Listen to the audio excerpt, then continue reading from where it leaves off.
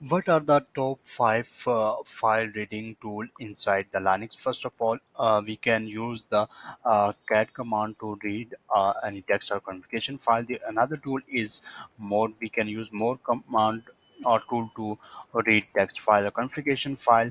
The next one we have for reading the files is head. It will basically start from the start of the file. It's starting line from the start. Now we have also tail. It's reading the file from the end of the file. Here the syntax of using the tail. Another tool we have here for reading is we can use less to read a text file configuration file basically. Those are the tools basically we use for reading the file inside the Linux in easy manner.